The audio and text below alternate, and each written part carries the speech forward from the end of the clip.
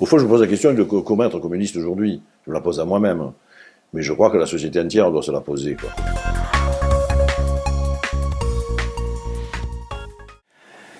Bonjour Robert Guédiguian. Bonjour. Merci d'avoir accepté mon invitation. Robert, tu es cinéaste et tu publies aujourd'hui Les lendemains chanteront-ils encore? C'est aux éditions Les Liens qui libèrent. C'est un livre entretien avec Christophe Kantchev, qui est journaliste à Politis. Alors justement, Politis, qui est menacé de disparaître et lance un appel à souscription. Comme beaucoup de médias indépendants, il est difficile aujourd'hui d'exister. Ils sont fragiles. Qu'est-ce qui t'inspire aujourd'hui ce moment particulier du monde de la presse et des médias, avec un Bolloré justement qui s'amuse à racheter les médias, les éditions, dans une quasi-indifférence? Ouais, je suis inquiet, je veux dire, ça ne me rassure pas, puisqu'il y a de moins en moins de paroles libres, indépendantes. Et c'est vrai du monde de la presse, c'est vrai du cinéma, c'est peut-être un peu moins vrai de la littérature. On fait cette régression, en fait, cet échantillonnage qui est de plus en plus petit de l'expression de nos sociétés, dans l'expression de nos sociétés, c'est évidemment pas rassurant du tout, je crois. Alors dans ton livre, tu nous donnes à voir tes lectures quotidiennes. Tu dis que tu es abonné à Libé, La Marseillaise, Mediapart, Le Monde diplomatique, Politis. Il manque regard à ta liste, mais ça fait déjà un bon panel. Tu fais le lien, toi, est-ce qu'on peut faire le lien d'ailleurs entre l'affaiblissement ou la faiblesse de la gauche et la fragilité ou la difficulté pour les médias de gauche d'exister? Oui, si les médias de gauche en fait, sont moins forts qu'auparavant, c'est parce que la gauche est moins forte qu'auparavant. Ça me semble clair. C'est dans ce sens-là d'ailleurs que je fais un lien, bien sûr. Du coup, les gens ont beaucoup plus tendance aujourd'hui, de la même manière qu'ils n'écoutent plus les partis, qui n'écoutent plus, qui ne veulent plus avoir de maître, en fait, au sens où on le disait nous, dans les années 60, 70, et on aimait bien ça. Moi, j'aimais les maîtres. J'aime le rapport maître-élève, d'ailleurs. C'est un rapport que je trouve très beau, qui m'intéresse beaucoup et que je ferai tout pour qu'il perdure. Mais donc, comme il n'y a plus de confiance dans des paroles, il n'y a plus de confiance dans la presse non plus. Les gens préfèrent avoir des infos factuelles, c'est-à-dire regardent juste des news comme s'ils allaient des faits comme si ça allait leur suffire, en fait. Et ils croient que eux-mêmes peuvent éditorialiser en permanence ces choses, ces éléments, ces faits très ponctuels qui leur arrivent comme ça massivement sur leur iPhone, sur leur iPad, etc., sur leur ordinateur. Voilà, ils se contentent de ça. Et parce qu'ils ne croient plus en la parole, effectivement, dans des paroles autorisées, en fait. Alors l'objet de notre entretien, c'est quand même ce livre. Qu'est-ce qui fait justement que toi, l'artiste, le cinéaste que tu es, a eu besoin d'écrire ce livre, un livre très politique, comme tes films d'ailleurs? C'est vrai que tes films sont politiques. Dans ton livre, tu émets des critiques, tu émets aussi des idées, tu fais des propositions, je pense à l'école notamment. Alors j'ai dit tes films ont toujours été politiques, mais pourquoi jusqu'à présent ce format semble avoir été suffisant? Le format cinéma te suffisait. Pourquoi ce besoin d'écrire un livre, ce livre politique aujourd'hui, maintenant? Euh, non, moi je crois que c'est une manière différente en fait de parler des choses. L'essentiel de mon travail, de mon expression, c'est à travers le cinéma, bien sûr. Et ça le restera. Je veux dire, je dis souvent, je cite souvent Brecht, pour parler de ça, hein, qui disait, si vous voulez savoir si un peintre est communiste, ne lui demandez pas sa carte du parti, demandez à voir ses œuvres. Voilà, donc je demande à ce qu'on voit mes 22 films aujourd'hui, et à partir de là, on sait à peu près ce que je pense, quoi, je crois. Voilà. Un livre amène en plus du discours sur des choses qu'on ne peut pas traiter au cinéma. Voilà. C'est-à-dire des choses un petit peu plus, entre guillemets, abstraites, parce que je n'ai pas de prétention théorique non plus. Je ne suis pas universitaire, je ne travaille pas jour et nuit sur ces questions-là. Donc, comme je dis dans le livre, dans la préface, je crois, je dis c'est des intuitions documentées, c'est-à-dire je m'informe un petit peu quand même, je lis un peu. Voilà. Et je peux intervenir dans un livre sur des sujets.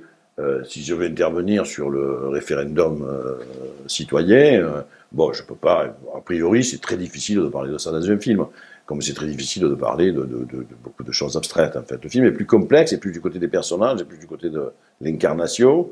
Donc, c'est une autre manière de parler pour moi, un livre. Alors en janvier prochain, tu vas présenter un nouveau film qui sortira sur les écrans. Ça s'appelle Twist à Bamako. On a eu la chance, nous, à Regard, de le voir en avant-première. C'est un film magnifique. On y reviendra ensemble plus longuement puisque tu nous consacres un grand entretien dans la revue papier qui sera disponible en librairie à partir de janvier prochain. Mais dans ton livre, tu écris ceci. Avoir mon nom écrit sur un livre est plus fort que d'avoir un nom sur une affiche de cinéma. Le livre te consacre, dis-tu. Est-ce que la littérature est supérieure finalement au 7e art? Alors je dirais je dirais oui et non. Enfin, je dis oui et non. Je veux dire, subjectivement, pour moi, dans mon ressenti, comme on dit beaucoup aujourd'hui, c'est vrai que le livre reste Et bon, ça ne va pas changer. Depuis mon enfance, en fait, le livre reste un objet sacré et tout à fait, pour moi, mystérieux, étrange. Il y a une espèce Mais je dis bien que c'est très subjectif. Je ne dis pas que ce que je dis là est juste. Je dis que c'est du ressenti. Le livre m'apparaît toujours quelque chose de plus important et de plus éternel que le cinéma. Oui, le cinéma, je ne sais pas pourquoi d'ailleurs, peut-être à cause du spectacle, peut-être ou peut-être parce que c'est un art beaucoup plus récent, et puis aussi peut-être justement parce que le livre dit des choses aussi abstraites. Donc il y a quelque chose de l'ordre du scientifique, on va dire, dans le livre, quoi, hein, qui n'est pas... Bon, cinéma scientifique, je comprends pas bien ce que c'est. Hein. On peut tout faire au cinéma, mais peut-être il peut... Alors, qu'est-ce qui fait finalement que ce livre existe aujourd'hui, Robert? Finalement, est-ce que c'est une volonté de ta part d'envoyer un électrochoc, d'envoyer un message à la gauche? C'est vrai que c'est vrai que c'est aussi pas un hasard s'il est publié là, et si je l'ai pas fait il y a 5 ans ou 6 ans ou 10 ans. Je fais là pour juste remettre, j'allais dire restaurer en fait un certain nombre d'idées, quoi, que je crois qu'il faut restaurer. Pas d'idées communistes évidemment d'ailleurs, en premier, parce que là, au fond je me pose la question de comment être communiste aujourd'hui. Je me la pose à moi-même. Mais je crois que la société entière doit se la poser, quoi. Comment fabriquer du commun, en tout cas, enfin. Mais ça s'apparente à comment être communiste, c'est la même chose. Il ne faut pas tourner autour du pot non plus. Donc si je reprends le terme communiste, et que je me dis qu'aujourd'hui, c'est une manière d'envisager le monde qu'il faut remettre au goût du jour. C'est-à-dire, remettre au goût du jour, c'est peut-être aller revérifier comment ça, ce qui s'est passé au siècle dernier, d'ailleurs, un siècle et demi avant, nous, et aller chercher dans les débuts de cette idée, qui est la plus belle idée d'émancipation, et la seule idée qui s'est opposée au mode de production capitaliste jusqu'à présent, que je sache. Donc il faut peut-être aller chercher à nouveau Marx, Jaurès, Rosa Luxembourg, Gramsci, etc., etc.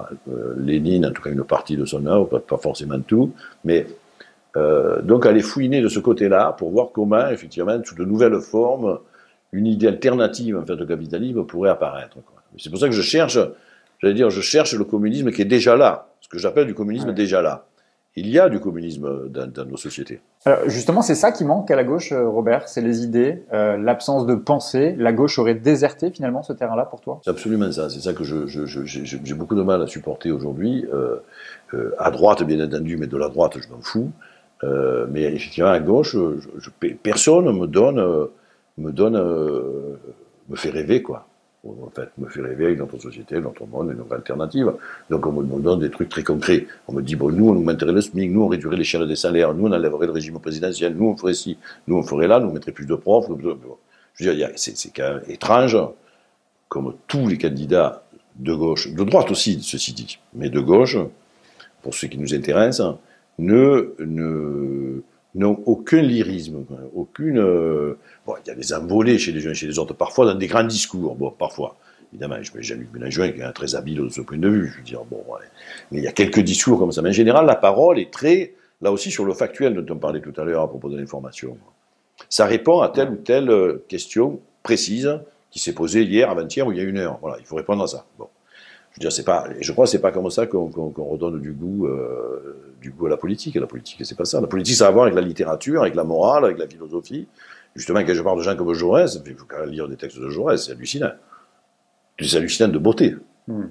Encore un mot, Robert, sur les idées, justement. Christophe Kantchev, avec qui tu écris ce livre, rappelle que tu prends ta carte au Parti communiste français à la fin des années 60. À ce moment-là, le Parti communiste français est un bouillon de culture. Le PCF s'entoure d'intellectuels, de grandes figures intellectuelles. Quand tu entends Fabien Roussel, l'actuel chef secrétaire national du Parti communiste français et candidat à l'élection présidentielle, dire aujourd'hui, à propos des intellectuels qui remettent en cause notamment la chasse traditionnelle, je le cite, « J'en ai marre de ces intellectuels condescendants qui n'arrêtent pas de nous donner des leçons », dit-il. C'est quoi pour toi? C'est une posture du mépris pour la figure intellectuelle ou de la démagogie qui vise à séduire un certain électorat? C'est horrible. C'est horrible. Comme la participation à la manif de la police, en fait. C'est-à-dire, c'est pareil. C'est-à-dire que ce Parti communiste, qui n'a fini pas de mourir, hein, ceci dit, il faut quand même le dire, et c'est là aujourd'hui, de recourir à une basse manœuvre populiste, au plus mauvais sens du terme. D'ailleurs, au plus mauvais, parce que pour moi, populiste, c'est forcément de droite. Hein. Parce que populiste, pour moi, ça veut dire coller à l'opinion générale du peuple. Et pour moi, c'est forcément de droite. Il n'y a pas de populisme de gauche. Voilà.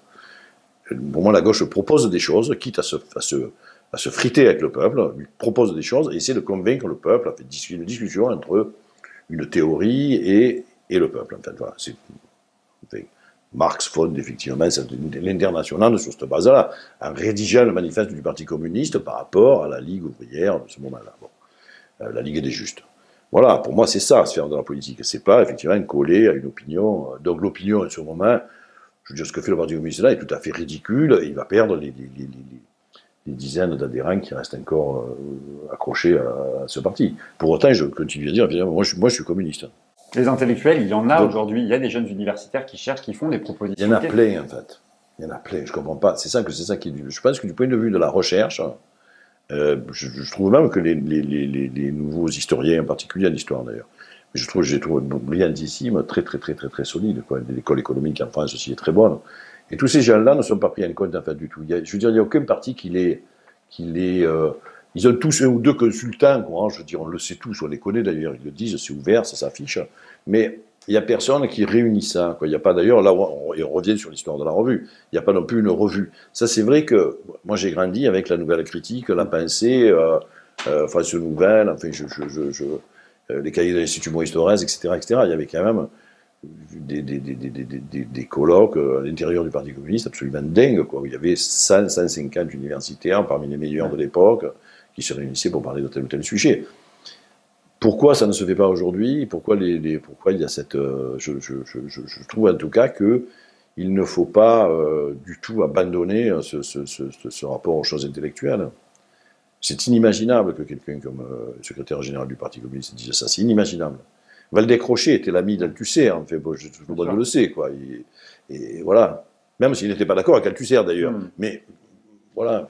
Les artistes aussi, les intellectuels, on parle des intellectuels, mais il y a aussi les artistes. Il y a une jeune génération d'artistes qui fait de la politique à travers son art, que ce soit chez les jeunes rappeurs ou même chez les jeunes comédiens, chez les jeunes musiciennes. Je pense à une Camilla Jordana qui a une voix forte. Qu'est-ce qui se passe? Pourquoi il y a plus, tout est cloisonné aujourd'hui? C'est aussi pour ça que un projet de gauche ne peut pas émerger. C'est parce qu'il y a les syndicats d'un côté, les politiques de l'autre, les artistes, les intellectuels, tout est cloisonné. Il y a plus de pont entre tous ces mondes. Mais je crois que s'il n'y a plus de pôle, c'est parce qu'effectivement, il y a quand même la formulation d'un projet qui n'existe pas. Donc cette idée de projet, même si c'est un projet mouvant, un projet qui peut se renouveler, cette idée de direction, d'aller dans ce sens-là, avec quelques points de vue très clairs évidemment sur l'économie, sur le social, mais aussi quelques points de vue comme ça très précis sur l'écologie aujourd'hui, évidemment, c'est indispensable. Ce projet-là, il n'est pas, et qui pourrait fédérer quand même autour de lui, s'il est suffisamment large, à la fois suffisamment clair et suffisamment large, qui pourrait fédérer autour de lui, pour l'instant, personne ne veut le bâtir. Oui, plus loin, il n'y a pas trouvé la personne, ou le collectif d'ailleurs, qui le fabriquerait, qui le proposerait. Voilà. Et je crois que c'est pour ça qu'effectivement le lien ne se fait pas. Le lien se fait parfois d'ailleurs, ponctuellement, il se fait par intermittence. Je veux dire, c'est comme s'il y avait une intermittence du militantisme, comme on dit, l'intermittence du spectacle. Sur tel ou tel sujet, on peut trouver, je veux dire, sur ce qui se passe par exemple en Méditerranée, sur le soutien à la Méditerranée.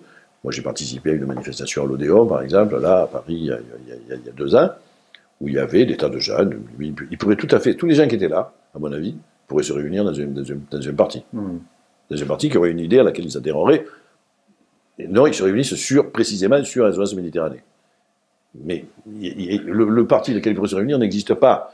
Pas encore, peut-être. Ou la fédération de partis n'existe pas encore. Alors tu consacres dans ton livre un chapitre sur le moment communiste, tu dis qu'il faudrait recréer des moments communistes. Qu'est-ce que ça veut dire pour toi finalement être communiste en 2021 alors que tout semble être fait, tout organisé pour empêcher les cadres collectifs d'exister? Tout est fait finalement pour empêcher le commun, à commencer d'ailleurs dans le monde du travail. Je crois que ça veut dire, pour moi, être communiste aujourd'hui, ça veut dire l'être en permanence, ça veut dire d'être, le faire. C'est un mouvement, une visée, c'est un impératif catégorique, c'est une éthique. Donc je respire communiste, quoi, voilà. Donc tout ce que je fais est sous-tendu par l'idée de créer du communisme, voilà. C'est-à-dire donc du commun et du partage. Quand je dis du commun, c'est-à-dire des moments où collectif et individu ne s'opposent pas. Et je sais que ce moment-là, il va s'arrêter peut-être. Je veux dire, s'il s'arrête, bon, ben, c'est pas grave, il aura existé. Et j'essaierai d'en créer un autre. Mais donc je dis ça à travers évidemment des expériences parfois d'entreprise. Hein, je veux dire, je dis ça à travers la manière dont j'ai produit des films depuis 30 ans. Je dis ça à travers des films les uns après les autres, parce que le film lui-même peut être un moment communiste. Une entreprise peut l'être, mais je veux dire, un moment d'un pays, une ZAD peut être effectivement un moment communiste. Je vais même exagérer complètement, hein, je veux dire, pour essayer pour revenir sur cette histoire de communisme déjà là. Si j'exagère, le quoi qu'il en coûte de Macron est un moment communiste. Alors je dis pas, je n'entre pas évidemment dans le détail des mesures, justement dans du factuel, en disant il aurait pu donner un petit peu plus d'argent là, un peu moins là, un peu plus là. D'ailleurs, par exemple, au cinéma, il aurait pu donner un petit peu plus d'argent aux distributeurs et un peu moins aux exploitants. Donc je n'entre pas dans le détail de la masse d'argent donnée. Mais là, d'un coup, le capitalisme qui quand même prend en charge complètement une crise de la société en disant quoi qu'il en coûte, c'est un moment communiste. Pour moi, c'était comme une espèce de conversion. C'est pas du néolibéralisme, c'est pas le politique qui met l'État à la disposition des entreprises. Ouais, mais si on pourrait dire ça, mais alors si on veut, ça je le dis à un moment donné avec un peu d'humour, si on veut tirer un peu Marx par les cheveux, oui, on va dire que c'est là, justement, le capitalisme, inéluctablement, je veux dire, se transformera en société communiste, à partir de crises diverses. Justement, c'est intéressant parce que cette crise-là a créé les moments communistes. Tu dis dans ton livre, je te cite, qu'on ne peut pas être anticapitaliste comme on l'a été à la naissance de l'anticapitalisme. Pour toi, dis-tu, le capitalisme, c'est un état de fait. Est-ce que ça veut dire qu'il faut renoncer à l'idée qu'il faudrait en finir avec le capitalisme? Est-ce qu'il faudrait s'en accommoder finalement? Est-ce qu'il faudrait être pragmatique? Et surtout, quelle est la place que tu donnes au compromis dans la politique? Dans la politique, c'est pas pareil. Dans l'économie, et pour parler juste, pour rester sur le terrain de l'anticapitalisme, je crois qu'effectivement, on peut...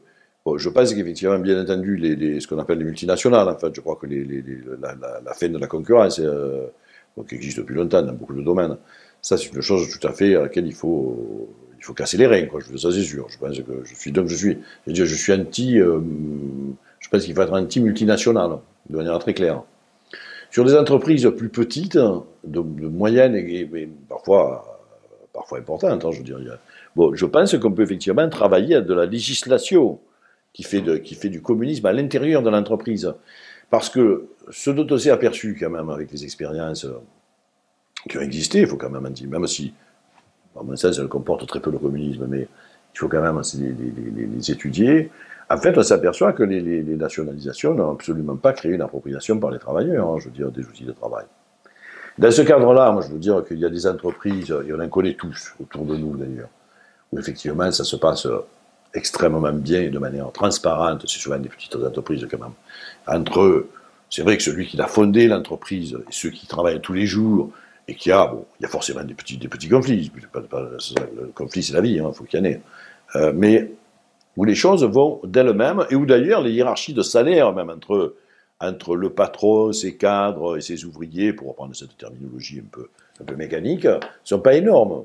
Moi, quand je dis ça, je me sers même de mon propre exemple. Je veux dire, la société en collectif d'ailleurs qu'on a créée est une société où l'échelle des revenus est de 1 à 4. Ouais. Bon, 1 à 4, je crois que Mélenchon, c'était 1 à 20. Oui, c'était 1 à 20, voilà. Donc on est, je dis 1 à 4, on est balèze, quoi. Voilà. Et ça, il suffit que c'est parce que j'ai la volonté de le faire, c'est tout. Alors, on ne peut pas laisser ça à la volonté de tous les patrons de France et du monde. Il faut l'encadrer par la loi. Il faut l'encadrer, voilà, bien sûr. Donc si la décision est prise, donc on peut s'accommoder à ce moment-là de quelque chose dans le capitalisme qui quand même crée de la dynamique. C'est vrai, il faut le dire, c'est le narcissisme et l'égoïsme et la volonté de faire des choses par soi-même. Je veux dire, il y a des gens qui ont envie de faire des trucs toute la journée et d'autres qui n'ont pas envie. Voilà. Et je ne hiérarchise pas d'ailleurs. On a le droit de ne pas avoir envie. Plutôt réforme révolutionnaire que révolution du coup. Oui, c'est ça, mais ça c'est le mot déjà, c'est vrai, je reviens là-dessus beaucoup, hein, je veux dire, c'est Jaurès une fois de plus, c'est dommage qu'il ait été assassiné, c'est dommage, c'est très grave même qu'il ait été assassiné en août 14, je veux dire, c'est vrai qu'il parlait déjà, je veux dire, qu'il cherchait vraiment, hein, après avoir lu Marx d'ailleurs, que Lucien Hare lui avait conseillé, etc., parce qu'il ne connaissait pas bien au début, mais qu'il cherchait une forme et qu'il parlait de socialisme, de réformisme radical ou de réformisme révolutionnaire. Je crois que ça, je dis toujours qu'il faut refaire le congrès de Tours à l'envers. On peut penser ce qu'on veut de tout ça. Je veux dire, ça, je veux bien parler d'ailleurs avec des historiens, avec des philosophes, avec des gens, d'ailleurs, qui ont 10 fois plus de culture que moi de ce point de vue. Mais je crois qu'il faut refaire le congrès de Tours. Pour réunir à nouveau ces deux tendances-là. On va revenir sur la question des alliances, parce que dans le livre, tu plaides toujours, évidemment, pour une union des gauches. Tu expliques t'être trompé sur ce que l'on peut appeler la hiérarchisation des luttes, qu'on ne peut pas penser les luttes sociales sans penser les luttes antiracistes. C'est tout le débat finalement sur universalisme contre communautarisme. Est-ce que tu vas jusqu'à penser que l'universalisme nuit à la lutte contre le racisme? Non, parce que ça dépend ce qu'on considère comme universalisme, bien sûr. Si l'universalisme, pour moi, l'universalisme, par exemple, c'est la lutte des classes. Bon, la lutte des classes, je vois pas en quoi ça s'oppose, effectivement, à tout autre. C'est une grille de lecture, quoi, cet universalisme. Je pense que là où je pense, c'est qu'effectivement, on s'est un peu trompé, c'est-à-dire on s'est trompé par rapport, j'allais dire, au ressenti quand même de certaines personnes, en fait, en particulier donc des gens immigrés ou issus de l'immigration et tout ça, issus des anciennes colonies, etc., etc. Parce que ce qui est, un ouvrier, bon, il est dépossédé du fruit de son travail, etc., etc. Bon, donc il est exploité, mais il n'est pas nié en tant qu'individu. Je crois qu'effectivement, pour les nommer d'ailleurs, les Arabes ou les Noirs, en France, ont été longtemps et sont encore parfois aujourd'hui niés en tant qu'individus, puisqu'il reste dans la société française cette vieillerie coloniale qui, au fond, repose sur le fait de ne pas les considérer comme des hommes comme nous. Quoi. Voilà. Ce ne sont pas des hommes, en fait. Voilà. Il y a quelque chose de. Donc, c'est leur humanité qui est niée. De ne pas considérer que leur humanité niée ne se résout pas dans la question de classe, donc. C'est une question qui est un peu à côté, ou au-dessus, ou en dessous, on la met où on veut, quoi. Voilà. Mais elle ne s'oppose pas non plus à l'idée de classe. Mais c'est quelque chose en plus qui est grave, qui est évidemment très grave à vivre, je crois. Et ça, on n'en a pas. On a été longtemps, je dis nous, moi, obsédés par la question des classes sans arrêt. Je l'ai même vécu probablement par rapport, moi, à une question comme l'Arménie, qui n'est pas aussi grave d'ailleurs que ce que je disais sur les Noirs ou les Arabes. Mais je sais que la question arménienne, pour moi, longtemps était placée derrière la question de classe, donc très très loin derrière, quoi. Je me préoccupe un peu plus de l'Arménie depuis 10 ans ou 15 ans que ce que je m'en préoccupais à ce moment-là, quand j'avais 18 ans. L'islamo-gauchisme, le woke, l'intersectionnel, l'antiraciste, plus dangereux que l'extrême droite? J'imagine que tu es d'accord avec cette idée, Robert? Non, je dirais pas plus dangereux.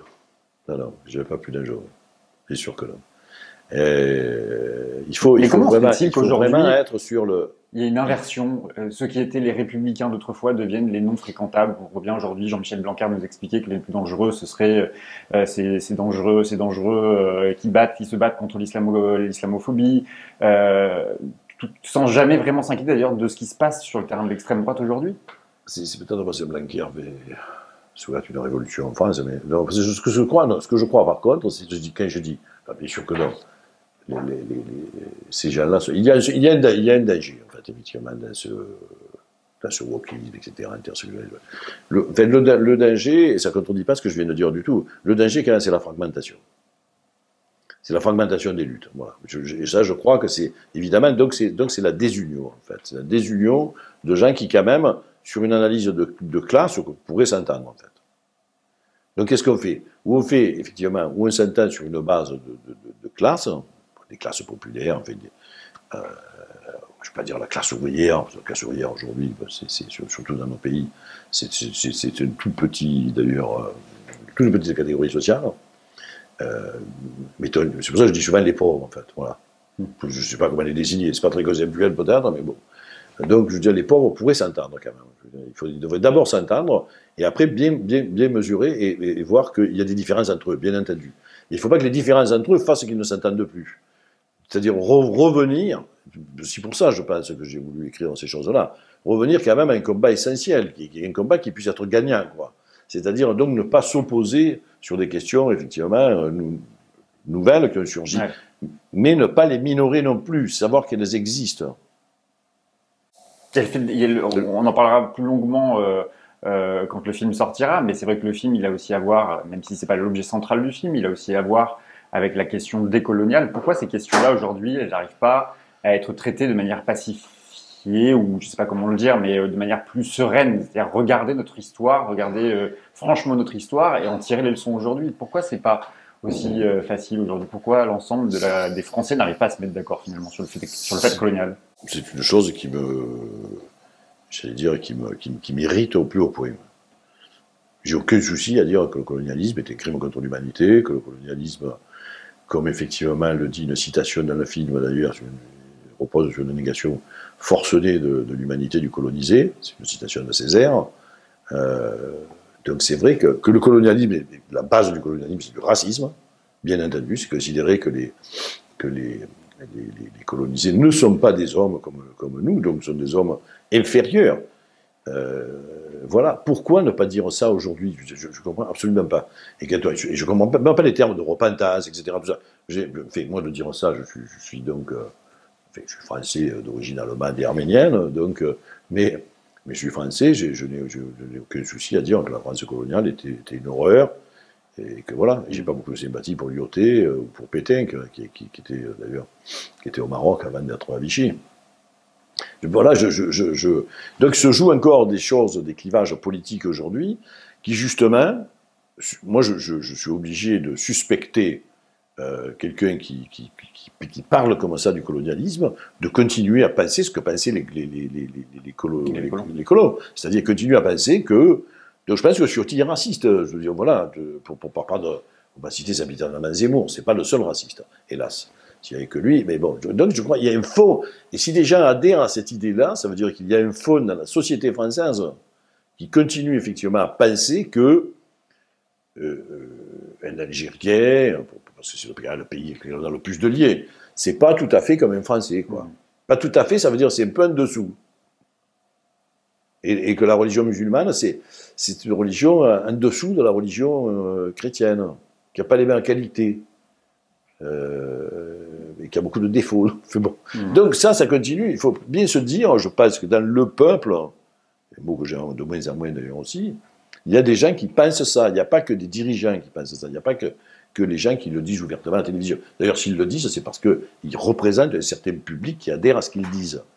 Donc il y a j'allais dire, autant je ne suis pas tout à fait d'accord sur l'expression racisme d'État, mais presque je dirais un racisme de la société française, je préfère cette expression-là, plutôt que de dire un racisme d'État. On parle beaucoup un racisme inconscient, un racisme... Parfois, je dirais ça à des gens, ils me diraient, mais tu es fou, je ne suis pas raciste du tout. Je dis, non, en fait, c'est pas vrai. Il y a un petit endroit où il reste quelque chose. Alors, on parle beaucoup en ce moment de la crise migratoire. Beaucoup évoquent ce terme de crise. Nous, on préfère à regard parler de crise de l'accueil et non pas de crise migratoire. Tu trouves que la gauche est à la hauteur sur ce sujet-là, sur ce terrain-là, sur le terrain des migrations d'une manière générale? Non. Non, mais c'est pareil, parce que la gauche s'y prend mal pour être élue. D'ailleurs, on va dire, voilà. Parce que je crois qu'on gagne plus à dire réellement ce qu'on pense, quoi, dire le fond de sa pensée. Mais au fond, la gauche ne veut pas assumer d'être de gauche, tu penses, sur la question migratoire parce qu'elle aurait trop à perdre? C'est sur ça, et maintenant c'est sur la sécurité, c'est sur des choses comme ça. Voilà. On ne peut pas non plus, c'est là où je dis, elle devient populiste, et donc pour moi ça veut dire qu'elle devient de droite. Elle n'est plus de gauche. Je crois qu'être à gauche, c'est assumer les choses. Donc c'est vrai que des solutions, c'est vrai, bien sûr, c'est une crise de l'accueil. C'est quand on voit, là récemment, j'ai pas pu aller, mais évidemment je soutiens beaucoup le maire de Calabre, voilà. Je veux dire, si... J'ai dû faire un tweet ou un truc sur Facebook où je dis que si tous les villages d'Europe faisaient ça, tous les villages désaffectés, et il y en a des milliers. Si on prend tous les immigrés qui existent aujourd'hui, on ne remplit pas tous les villages, on ne sauve pas tous les villages d'Europe. Voilà. Et on est extrêmement riche. Il faut quand même le dire. C'est quand même, bon, je veux dire, à un moment donné, je ne vois pas pourquoi, mais le monde est comme ça depuis qu'il existe. C'est-à-dire, c'est normal que les hommes aillent. Quand il ne fait pas beau chez eux, qu'ils fassent 500 bornes pour aller où il fait meilleur, où la terre se cultive plus facilement, où il fait plus chaud, je ne vois pas très bien pourquoi ils ne le feraient pas. Enfin, je veux dire, c'est pas ma terre, là, aujourd'hui. Mais même ça, c'est tout ça qu'il faut un peu, je crois, réaffirmer. Je veux dire, la Bourgogne, c'est pas ma Bourgogne. La terre appartient à tout le monde. Mais oui, je sais pas, j'ai l'impression de dire des truismes absolus, quoi, en disant ça. Et non, il semblerait qu'il y ait des gens qui disent, mais non, c'est ma terre. Mais quoi, mais bon. J'ai une dernière question pour toi, Robert. Je l'ai dit, tu plaides dans le livre pour une union des forces de gauche. Pourtant, on ne cesse de l'observer. La gauche ne fait qu'afficher finalement ses désaccords sur la laïcité, la République, l'Europe, le nucléaire. Pour toi, ces désaccords, c'est de la mise en scène, c'est un artifice et il serait surmontable, ou est-ce qu'au contraire, la fracture est plus importante et il y aurait deux gauches irréconciliables? Non. Alors on fait quoi? D'abord, parce que c'est Valls qui le dit sans arrêt et que je ne peux pas supporter Valls, déjà. Ouais, ça, c'est pour blaguer, mais c'est pas une blague, c'est vrai que je peux pas la supporter. Mais bon, non, je crois pas. C'est pour ça que je dis qu'il faut refaire le congrès de Tours.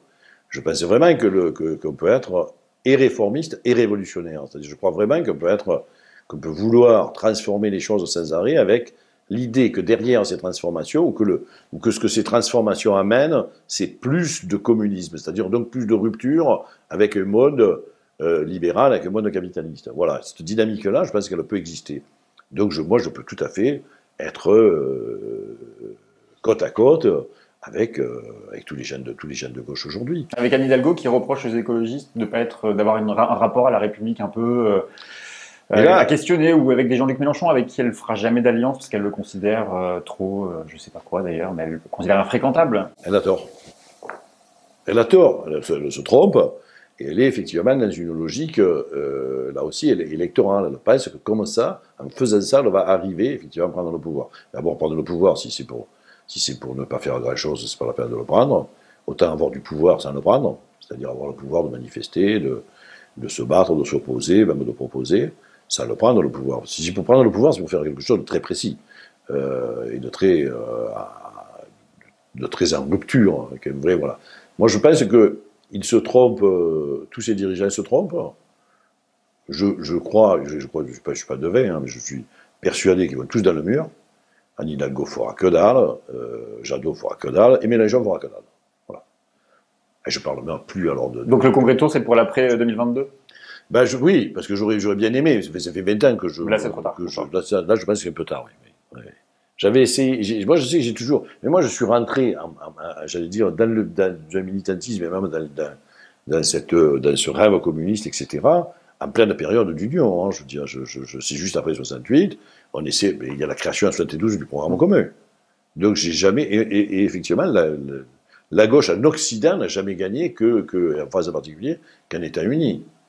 Donc je ne sais pas comment là, c'est vrai que faute de programme, faute de vision, depuis qu'il n'y a plus cette hypothèse communiste, parce que l'hypothèse quand même communiste était inscrite dans les statuts de la CGT, de toute façon le congrès de Tours, il ne se sépare pas sur cette idée-là, hein. Ils sont anticapitalistes, les socialistes, au départ, à ce moment-là, en tout cas, à l'origine. Et avant-guerre, encore plus, avant la guerre de 14, je veux dire, bon, il n'y a même que des partis socialistes. Les partis communistes se mettent à exister juste sur l'adhésion ou pas, ce qui se passait en URSS, dans la nouvelle URSS, bon, voilà. Donc je crois qu'il est tout à fait possible, et il faut absolument même revenir à ça, à la possibilité de réaliser cette hypothèse, éventuellement par étapes, comme je dis, c'est pour ça que je parle de mouvement communiste, qui perdurent, qui peuvent disparaître, et qu'il faut organiser la société pour les susciter, voilà. Et ne pas s'opposer terme à terme, comme ça, sur des choses. Est-ce que tu es plus républicain que moi? Est-ce que tu es moins républicain? Est-ce que tu penses qu'il y a plus de police, plus de vidéosurveillance, moins de chasseurs, rouler moins vite sur les autoroutes? Enfin, tout ça, je m'en fous, mais complètement. J'ai aucune religion sur la vitesse à laquelle il faut rouler. Merci beaucoup, Robert, pour ce livre que j'imagine tu vas pas manquer d'envoyer à l'ensemble des candidats de la gauche. Peut-être qu'il est encore temps de faire ce que tu appelles de tes voeux, c'est-à-dire un nouveau congrès de Tours avant 2022. Merci encore. Les lendemains chanteront-ils encore? C'est aux éditions Les Liens qui libèrent. Merci, Robert. Merci.